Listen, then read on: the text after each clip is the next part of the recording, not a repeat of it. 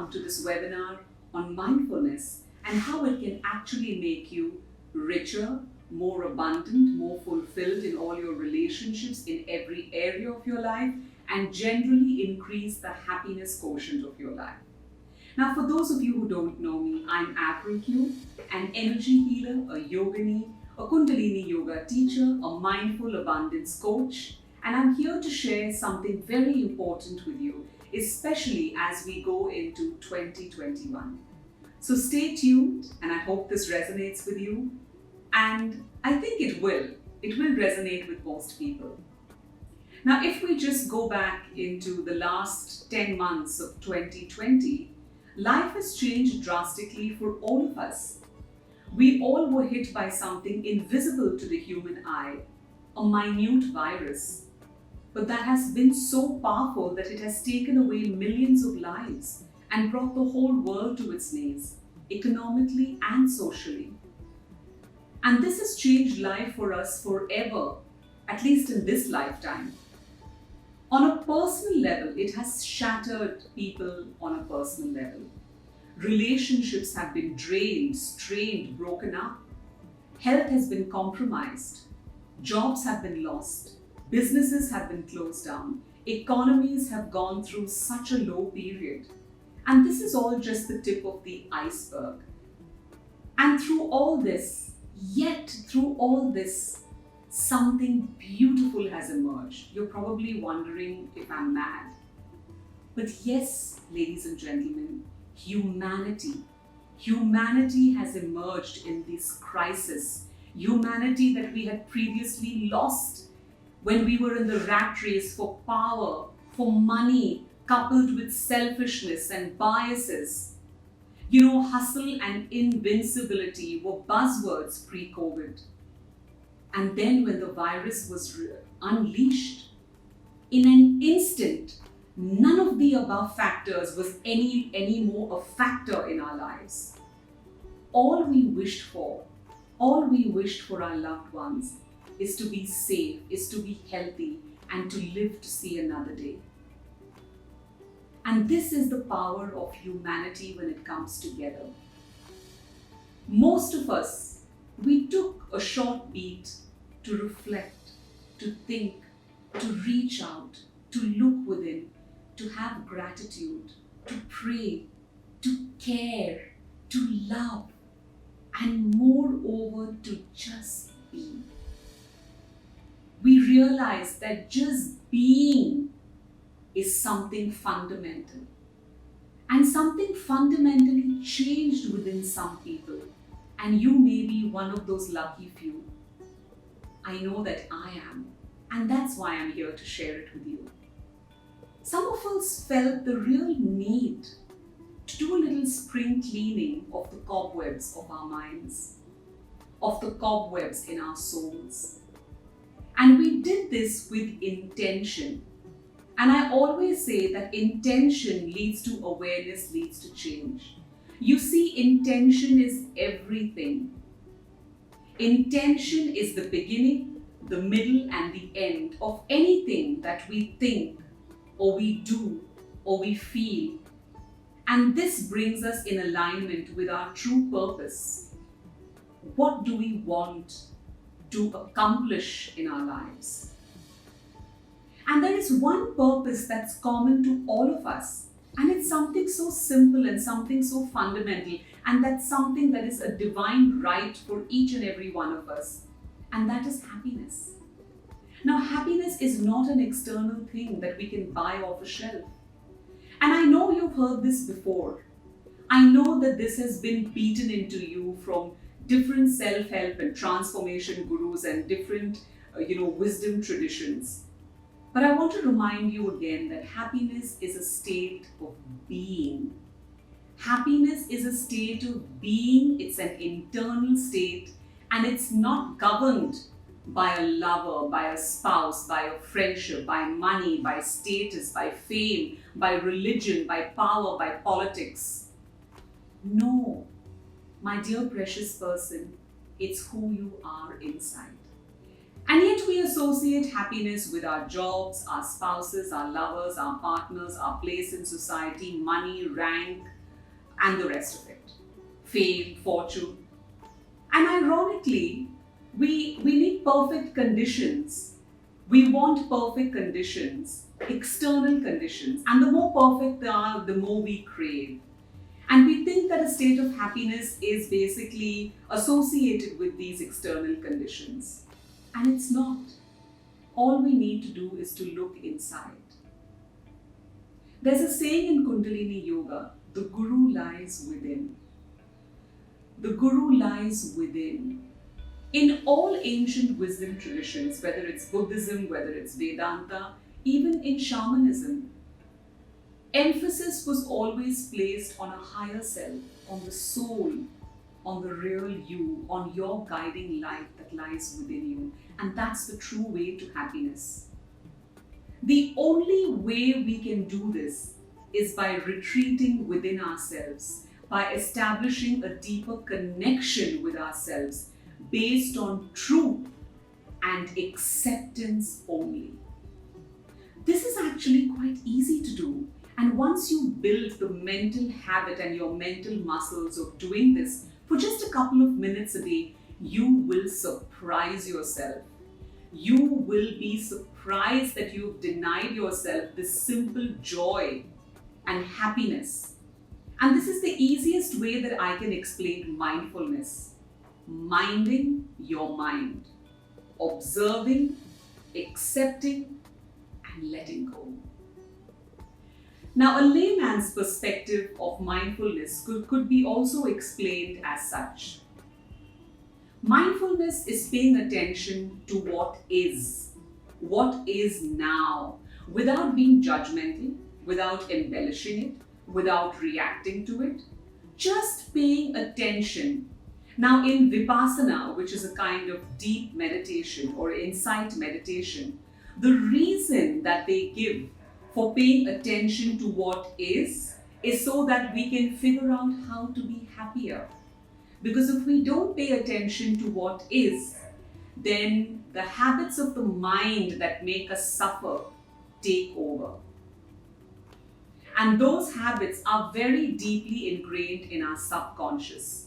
So it requires a conscious, consistent training to train the mind to really pay attention to what is now, just being.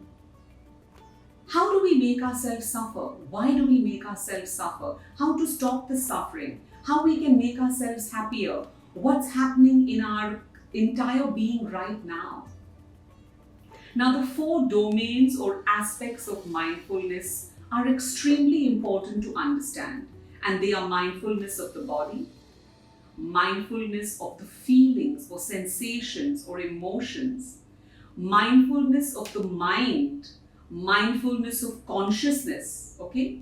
And the mindfulness of mental or physical processes.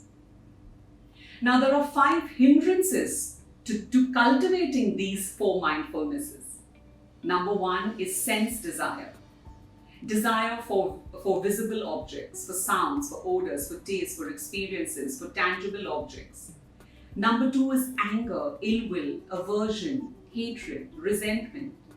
Number 3 is sloth, mental dullness, heaviness, sleepiness, blockages. Number 4 is remorse, worry, unhappiness about past deeds. Unhappiness at the failure to do what should have been done in the past. Okay, that's the first aspect. The second aspect is unhappiness about a deed which you did, which you should not have done. You did in spite of not maybe wanting to do it or having regret about it. An unwholesome deed which would produce a bad result. Number 5 is doubts. Doubts are a big killer of happiness, a big killer of progress. Now, mindfulness has a huge role to play not only in your personal life but in businesses too. And this has been scientifically backed by a lot of research, not just in one particular area but in so many different areas. Now, the benefits of mindfulness even though they seem counterintuitive, would be really, really something to think about, because the fastest growing software companies and corporates of the world with hugely ambitious growth plans, they actually tell their employees, take time out, slow down, and focus on the present. Why do they do this? Why do they have nap pods? Why do they have mindfulness, exercises? Why do companies like Google and Nike and all the Tony Robbins companies and companies like Virgin and Oprah Winfrey's companies, just to name a few, why have they inculcated mindfulness programs into their culture? Why is mindfulness become such a big buzzword? It simply means minding your mind. So if you're going to mind your mind as an individual, wouldn't it make sense to mind your business and mind the mind of your employees and expect bigger ROIs and get bigger ROIs because you're doing this simple practice? Wouldn't that make sense to you?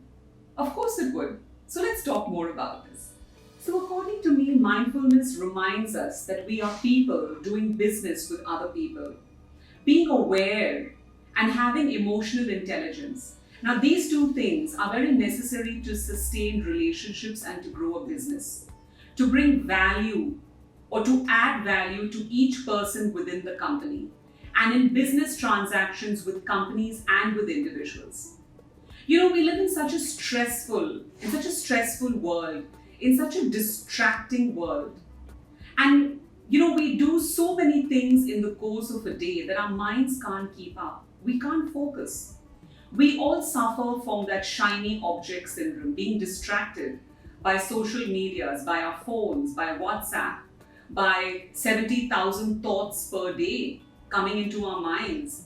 We are like, jumping from one branch to another. Our mind is like a monkey mind. We have all noticed that people have long talked about working smarter, not harder. But in reality, we are online 24/7 all over the world. And as a result, most of us have ended up working harder and burning out. We've already burned out in some respects. People as young as 25 are already suffering from stress, anxiety, adrenal fatigue, insomnia, relationship crises, and many more physical, mental, and emotional issues.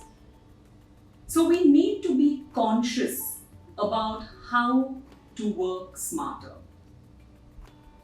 Working harder is not always the key.